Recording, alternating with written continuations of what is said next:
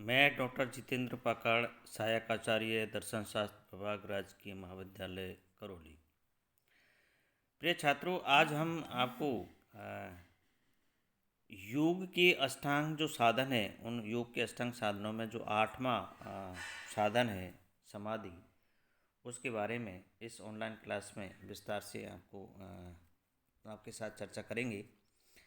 योग के अष्टांग साधनों में हमने 7 साधनों की चर्चा इससे पूर्व की वीडियो में आपको समझाई थी।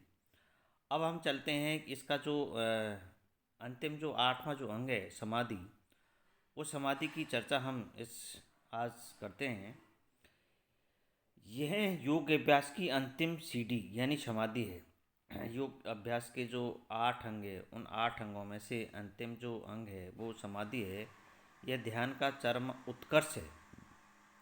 यह चित्त स्थैर्य की सर्वोत्तम अवस्था है। इस अवस्था में चित्त ध्येय विषय में पूर्णतः लीन हो जाता है। यानी चित्त जो होता है, जिस विषय का ध्यान किया जाता है उसमें पूर्णतः लीन हो जाता है और उसे ये ध्यान भी नहीं रहता कि मैं ध्यान कर रहा हूँ। यानी जो ध्यान करने वाला है उसको स्वयं को भी ये पता नहीं रहता कि मैं किसी का ध्यान कर रहा हूँ।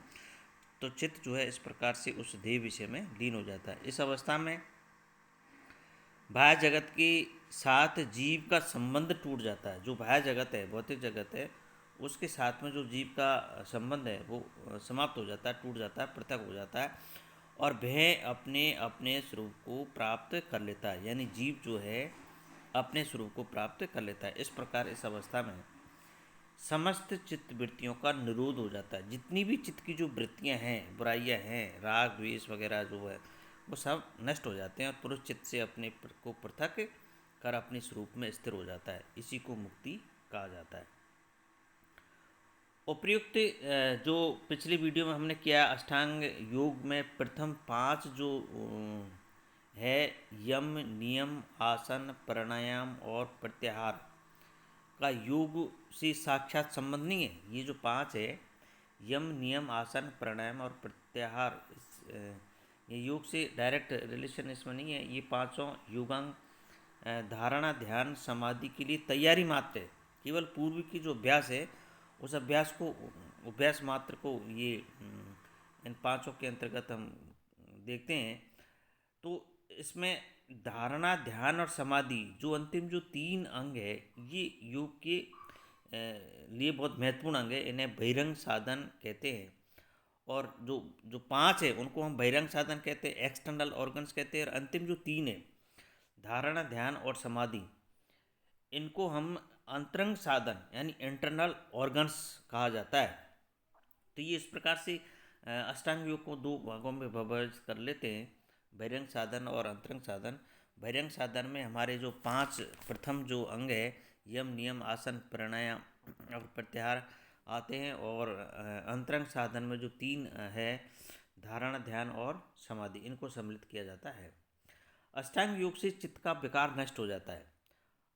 आत्मा अपने यथार्थ स्वरूप को पहचान लेती है। आत्मा को प्रकृति, ध्येय, मन, इंद्रियों से भिन्न होने का ज्ञान प्राप्त हो जाता है। इस प्रकार मोक्ष की प्राप्ति हो जाती है।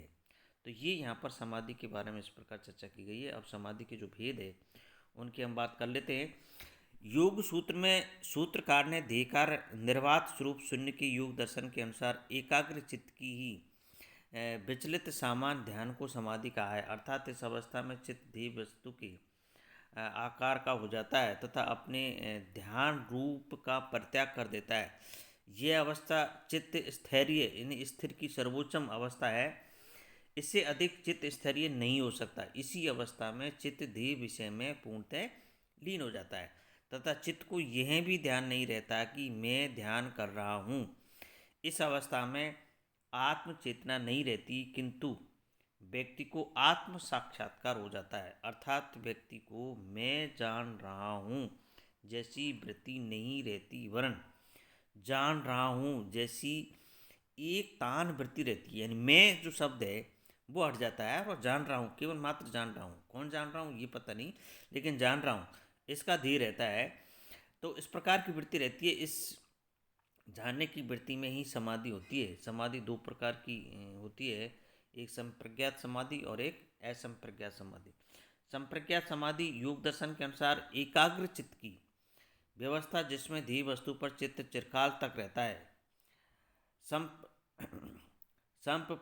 संप्रत्यक्ष समाधि कहलाती है। इस अवस्था में चित्त का कोई न कोई आलम्बन होता है, इसलिए इसे सहबीज भी कहा जाता है। योग सूत्र में से संप्रज्ञात समाधि की 4 भेद किए गए हैं: विकर्तानुगत, विचारानुगत, सानंद समाधि और अस्मतानुगत समाधि। इनकी एक एक की चर्चा कर लेते हैं। वितर्कानुगत समाधि, समाधि की इस अवस्था में किसी स्थूल विषय पर चित्त एकाग्र होता है, जैसे किसी देवता की मूर्ति पर ध्यान केंद्रित होना। दूसरा विचारानुगत जो समाधि है, इसमें साधक सतत अभ्यास के परिणाम स्वरूप स्थूल विषय का परित्याग करके पंच तन्मात्र, बुद्धि, अहंकार आदि सूक्ष्म विषयों पर अपना ध्यान केंद्रित करता है। तीसरा है सानंद समाधि। यह समाधि की वह अवस्था है जिसमें सूक्ष्म विषयों पर केंद्रित चित्त में सात्विक गुणों की अधिकता के कारण विशेष आनंद की उत्पत्ति होती है। और जो चौथी है अस्मतानुगत समाधि, ये समाधि की वह अवस्था है जिसमें साधक को केवल मैं हूँ का ज्ञान रहता है। तो ये संप्रज्ञात समाधि के 4 जो भेद है, उन भेदों की हमने यहाँ चर्चा की है। अब दूसरा जो है असंप्रज्ञात समाधि। जब चित्त का कोई विषय नहीं रहता है, अर्थात समस्त वृत्तियों का निरोध हो जाता है, जितनी भी जो वृत्तियाँ हैं वो सारी वृत्तियों का जब नष्ट हो जाती है, समाप्त हो जाती है, तो असंप्रज्ञात समाधि सिद्ध होती है। इस अवस्था में चित्त का कोई विषय नहीं रहने के कारण इसे निर्बीज समाधि भी कहा जाता है।